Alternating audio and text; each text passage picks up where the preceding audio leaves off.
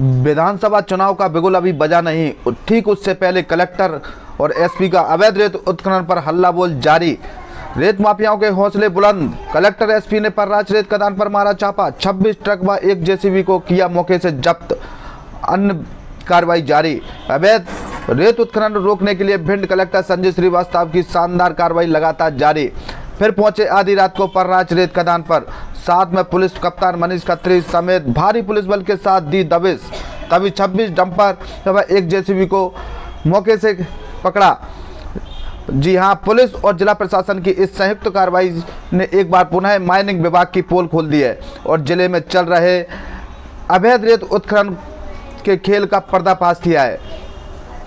सिंध नदी के किनारे पर्राच रेत खदान पर कलेक्टर व एसपी तथा 10 थाना प्रभारियों समेत भारी पुलिस बल की टीमों ने एक साथ दबिश दी, जहां 2 दर्जन यानी 26 ट्रक व एक जेसीबी को मौके से पकड़ा गया है और तथा कुछ चालकों को भी हिरासत में लिया गया है। कलेक्टर एसपी के छापे की खबर जैसे ही माइनिंग विभाग के आला अधिकारियों को लगी तो वह बिना देर किए कार्रवाई के लिए पहुंच गए। पूरी रात सर्चिंग अभियान चलाया गया, जहां कई जगह रेत के डंप भी मिले जिनको भी जब्त किया गया। लंबे अरसे बाद भिंड में रेत के अवैध इस खेल में इतनी बड़ी कार्रवाई देखने को मिली है, लेकिन सवाल पुलिस और माइनिंग विभाग पर भी खड़े होते हैं कि सिंध नदी किनारे के थाना क्षेत्रों में इतनी बड़ी मात्रा में अवैध उत्खनन और परिवहन कैसे किया जा रहा है और उस क्षेत्र में पुलिस अधिकारी इससे अनजान कैसे बने रहे, खासकर जब अवैध खनन और परिवहन पर फिलहाल रोक लगी हुई है। इस पूरी कार्रवाई में जितनी भी गाड़ियों को पकड़ा गया है उनकी नंबर प्लेट ही गायब मिली और कुछ पर नंबर प्लेट थी तो नंबर मिटा दिए गए ताकि इन गाड़ियों को जल्द सार्वजनिक ना किया जाए किसके नाम थी और कौन चलवा रहा था। इस पूरी कार्रवाई में खनिज विभाग के अफसरों की भूमिका निश्चित तौर पर संदिग्ध। इन दोनों सवालों खड़े हो रहे हैं इन अफसरों पर कि जिले में खनिज अफसर दिनेश डुड्डे और इंस्पेक्टर देवेंद्र पटेल के पास अवैध खनन की सूचना आने पर मामला रफा दफा कैसे हो जाता है। इसलिए लोगों का विश्वास इस माइनिंग विभाग पर उठ चुका है।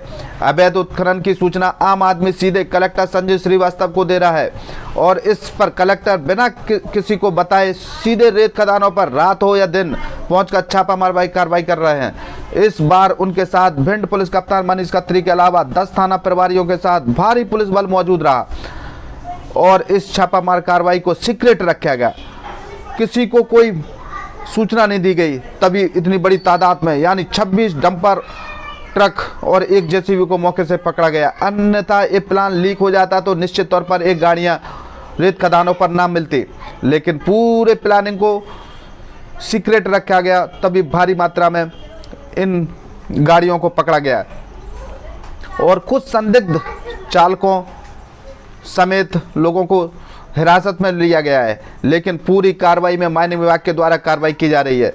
लेकिन सवाल यहाँ खड़ा होता है कि हर बार आम आदमी सीधे कलेक्टर को ही सूचना क्यों दे रहा है अवैध उत्खनन की।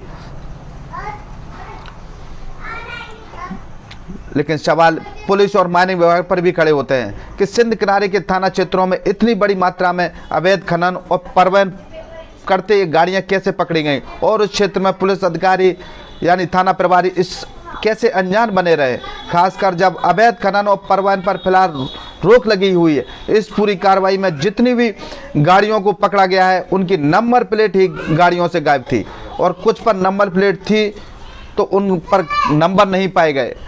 इस पूरी कार्रवाई से खनिज विभाग के अफसर क्यों अनजान बने रहे, इन अफसरों की भूमिका पर इन दोनों सवाल खड़े हो रहे हैं कि जिले के खनिज अफसर के पास अवैध खनन की सूचना आने पर मामला रफा दफा कैसे हो जाता है, क्यों नहीं कार्रवाई होती इन रेत माफियाओं पर। लोगों का इस विभाग पर विश्वास पूर्णतः उठ चुका है। अवैध उत्खनन की सूचना पर आम आदमी सीधे कलेक्टर संजय श्रीवास्तव को सूचना दे रहा है कहीं, और उन सूचना पर कलेक्टर संजय श्रीवास्तव रेत खदानों पर सीधे पहुंचकर छापामार कार्रवाई कर रहे हैं। इस बार उनके साथ इस पूरी कार्रवाई में कलेक्टर संजय श्रीवास्तव व मनीष खत्री के अलावा 10 थाना प्रभारियों के साथ भारी पुलिस बल मौजूद रहा और इस कार्रवाई को पूर्णतः सीक्रेट रखा गया। सभी के